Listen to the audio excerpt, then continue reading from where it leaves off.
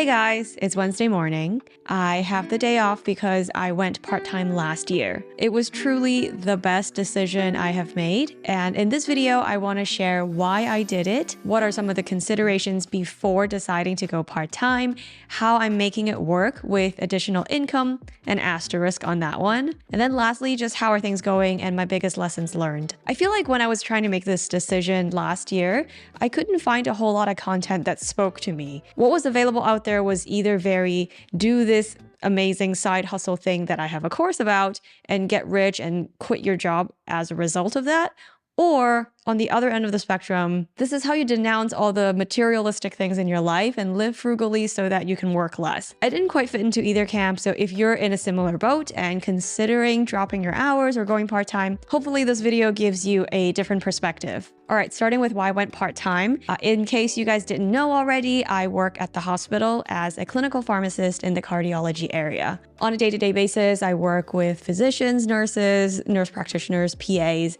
all sorts of people in the hospital to help take care of patients. I like what I do because a lot of it is quiet thinking, which I prefer, and I am interacting with other healthcare professionals over solving problems and less so like patients facing and talking to patients, explaining things to them. I barely have to deal with insurance. I do a little bit of teaching here and there. I like the people I work with. My supervisor is amazing. It's been good. I like what I do. I just don't love that the hours are restrictive. In my ideal world, I can keep doing what I do, but just at the times that I choose. If you're in a similar season of life, you know that work feels like a break sometimes compared to being home with kids. It's just that also in this season of life, flexibility is so important. Kids get sick or our babysitter gets sick, and the kids are also getting more involved in extracurricular activities that is just more time demanding on our part. With the increased demand for family time for ourselves as grown-up also slips. Simply put, there just aren't enough hours in a day to participate and enjoy all these different things. I reflected a bit more on the question, how would I spend my time if I had complete control over exactly what I do at what hour? And what I landed on was still a little bit of work because of all the amazing reasons that I mentioned, but also a lot more time dedicated to kids, a lot more wiggle room in case someone gets sick to be able to step away and have that buffer, more grown-up free time, both together and on our own, to exercise, for hobbies, for whatever. And so with that intent of aligning what we value to how we actually spend our time, and just a general increase of flexibility, we started thinking about, could it be possible to move away from our normal full-time job to a point where we could maybe be part-time? This leads us to part 2, which is how we scaled back to part-time and how you can potentially do it. So we thought, all right, how about we swap some of the income from our current job into income from another source that is a little bit more flexible. This source could be passive income, investing income, business income. The goal was to eventually make enough money to scale back from work and kind of buy back our time. This led me down a few different paths, and I actually did a video last year, I think, about all the different income streams that I have built. Feel free to go check that out if you're interested. But this is how I kind of started the journey with real estate investing, with rental income, and after that, adding YouTube and making content. And then lastly, a little bit of consulting on the side where I review kind of medical articles that are written by like science-y journalist people, but who aren't practicing in medicine. And so I get to add the perspective of, is this actually the main takeaway that a patient should get when they read this article? Are the medical facts accurate? With all these endeavors, we didn't really have a specific time frame or number in mind. We just thought we would start building and trying it out to eventually get to a point of like work optional, but we didn't quite define when that would be. Eventually, the income from these other sources ramped up, and I am very lucky to be able to make about 20% of my salary just from these other incomes. At that point, there was a decision to make. Either we could cut hours to kind of really buy back time and have that flexibility, working less at my job, but more on these other hustles. Or we could just continue with both endeavors, kind of as it is, but just hire out more help. Honestly, both options had pros and cons. Scaling back from work obviously provides more hours back into my life, and it's also more flexible, whereas the other route where I stay full-time and just continue these other hustles with the help of outsourcing would probably be more money. And if you're thinking on a per hour basis, it's probably like a higher value task for each hour that I'm spending working. In the end, we did a combination of both. I went to 0.8 of FTE or full-time equivalents, which basically means on average, I have about 1 day off a week. I also explored ways of offloading tasks on Upwork, which is an online marketplace that connects business owners or just busy people with freelancers who can help with those tasks. And Upwork is very kindly sponsoring today's video. As my content creation and YouTube and my short-term rental businesses grew, I realized I was spreading myself too thin. So I started listing out, and I highly encourage you do the same.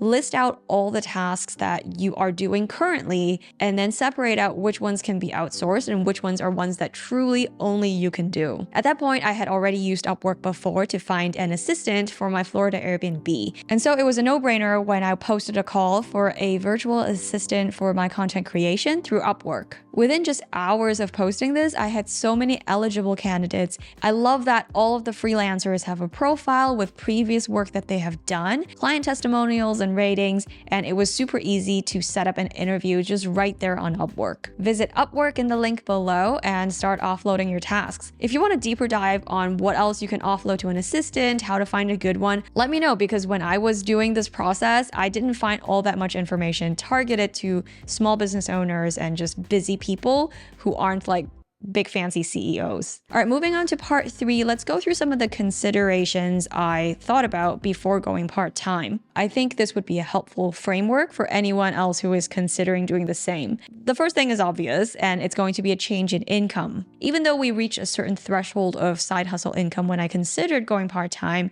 side hustle income kind of fluctuates. So the question I had to ask was really, would I be okay if all the side hustles made 0 income in a worst case scenario? To answer that, I needed a baseline understanding of the cash flow of the family itself. What are our incomes and expenses? Are we going to do okay on a month-by-month basis? And then also, in a long-term sense, is this going to set back our goals for retirement, our goals for helping our kids with college? There are different levels of this setback as well. There's a difference between, yeah, you can still put the 3 kids through college, but then you can't give them a giant wedding gift, versus you won't ever be able to retire at all. To help answer that question, we plugged in some numbers into Projection Lab and modeled different scenarios. Overall, yeah, if I made 0 money from my side hustle income in the worst case scenario, and I scaled back my W2 income, we would delay our retirement by a little bit.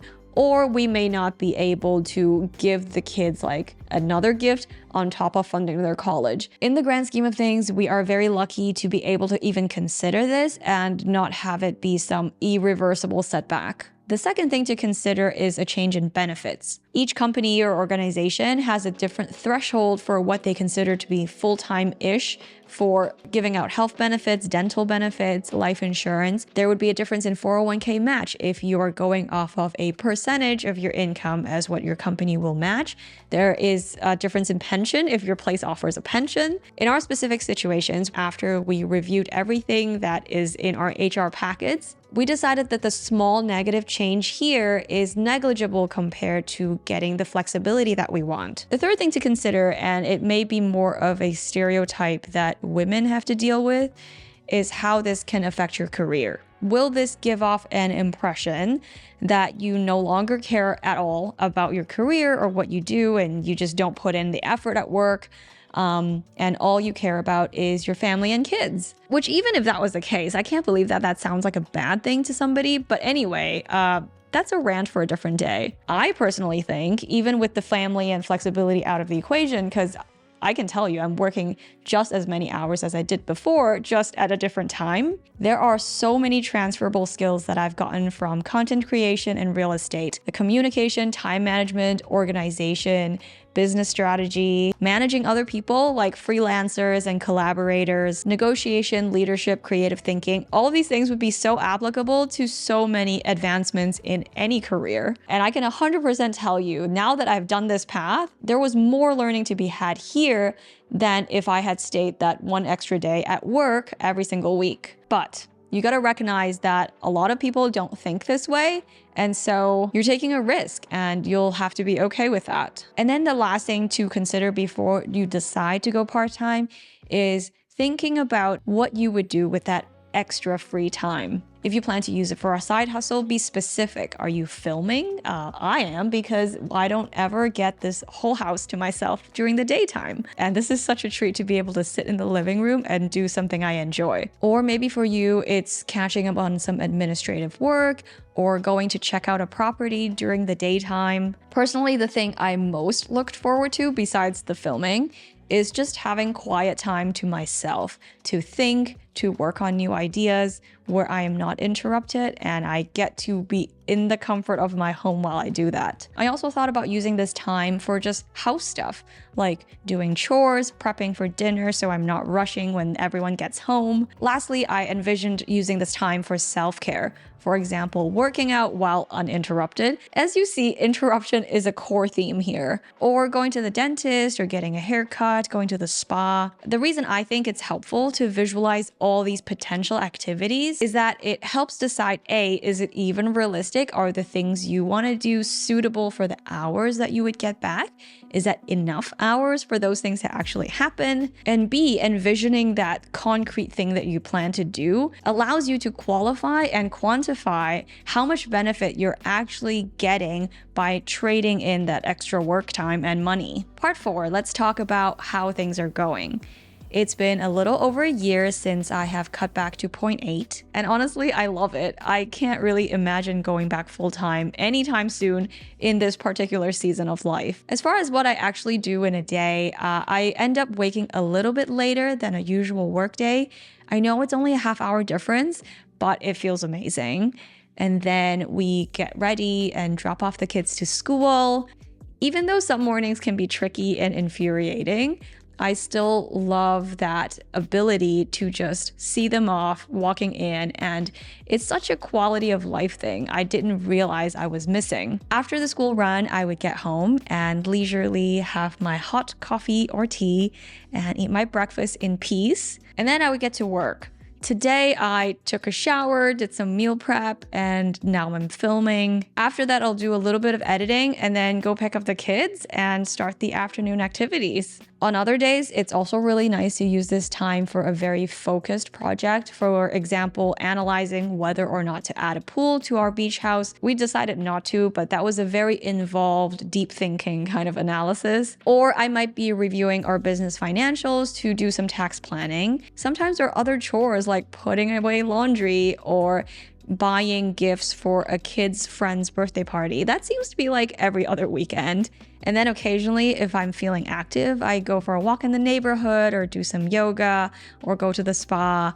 And even though this is by no means an 8-hour normal workday, because between, the school runs and taking time to eat, it's only a few solid hours. But I usually end these few hours feeling super re-energized, having had some downtime to myself, or even not downtime where I'm doing no work, working on something, on a project for my own purpose, on my own timeline. It's just a very invigorating feeling. It's challenging in a good way, and I feel like that is time well spent. My kids also get the benefit of mom being in just a better mood when she comes to pick up. And I think the family benefits from having more nice new recipes and nutritious meals on more days of the week. I guess I should also address how it's going financially speaking. It's been fine. And it's very strange how the income that comes in from the rental property or from YouTube, we kind of treat it as a separate thing. It is not really mixed in and supporting our day-to-day expenses. That money just sits in the business bank account and pays for equipment, pays for software, helps contribute to the Roth. They help a little bit with those expenses that kind of cross between business but are enjoyable. But overall, I think it's more accurate to say we have just learned to live with less. It was by no means a difficult change, and I think it's magical how if you just have less in your checking account, your life automatically, intuitively adjusts to that. We've been pretty lucky that way to not have been too negatively impacted by my now lower salary, and my husband has actually done the same with reducing his hours as well. With that, let's end with what are some lessons I learned, and I think this is the part that I would pay the most attention to if you're thinking about doing the same thing. Firstly, you have to set realistic expectations of what you can actually do in that day off. I made the mistake of equating that day off to be like a full work day, but like I already mentioned, it's not even close to the full 8 hours you would get at work. With my initial unrealistic expectations, I was just setting too high of standards for myself for what needs to be done during that day. And then when those things don't get done, I then feel bad about myself, about my productivity. No, I just needed to reorganize my day. I needed to be more productive, more efficient, and focus better. And then I would be able to do X, Y, and Z. For a brief moment, it actually created more stress and I felt worse about myself. Eventually, I realized the obvious, like you can't expect your day off to be an off day in terms of doing house projects and chores and prepping meals, and also a full side hustle workday where you can film a video, edit it, talk to the sponsors, blah, blah, blah, all these things. Those two things can't simultaneously be true. I think back to the days where I would just skip lunch because I would just be so immersed in trying so hard to accomplish all these things that are on my to-do list. All of a sudden, 1:30 p.m. rolls around and I haven't had lunch yet. So here, let me scarf down like the most unhealthy thing before I run out the door to go get my kids from the school. What helped me through this is A, little bit of self-reflection, and B, the structured app, which I think I've mentioned when I was having a discussion with someone else in a podcast. It forces me to plan my day down to like, when am I going to do this lunch prep? When am I going to eat? When will I take a 10-minute break to like look on my phone? And when I list out my to-dos as a timeline, it not only does it help me plan out my day, it also helps me realize, yeah, all these things take time and there was no way you could have done laundry, did the dishes, made food for lunch and dinner, and also film a video, and also edit, and X, Y, and Z. Nowadays, I pre-plan at night, and when that new day comes around, I just kind of follow my plan along. It saves a lot of thinking, a lot of stress, and sets myself up for a realistic day off. The second thing I learned is profound, and it is a change in mindset of what buying back time means. Remember in the beginning when I said, how about we shift our income from being from a W-2 to income from a side hustle? Okay, so now we've done that, and we realize we don't actually use this other bucket of money. Could there have been a world where I could have just traded 20% of my salary in for time without justifying with an additional source of income? It's an interesting thought. I don't think I would have arrived at the same spot if I didn't take that detour myself. And if you're anything like me, you probably have heard all these side hustles, additional income streams, and probably want to go test it out for yourself too. And I love that for you. That's why we're connecting. Obviously, at this point, it's more of a philosophical academic question, but even if I could go back in time, I would still choose the side hustle route for the creative satisfaction, for the things that I have learned. It's been helpful to me in terms of personal growth and hopefully helpful to you as well. And the money that comes with it is nice. You can't deny that. Overall, I feel like this mindset shift has allowed me to approach YouTube, approach real estate investing with family and interest and personal growth and meaning first, and money second. This translates to a freedom to explore new ideas or try out different content, not rush into any business decision or investing decision out of a sense of urgency. And this sounds silly and very roundabout, but it's allowed me to not be so stressed out about being productive every single minute of my day in order to justify working less. For now, this is the right balance for me and my family in this moment in life. If you're considering going part-time, tell me what's on your mind. What are you thinking you want to get out of it? What's holding you back? What are some questions you have? I'd be happy to share more about my experience. Or if you're a fellow part-timer, share with us how things are going. Do you have any regrets? Or are you actually looking to step back even further? Thank you again, Upwork, for sponsoring today's video. Don't forget to check them out in the link below and post a job for free. And I will see you all again soon. Bye!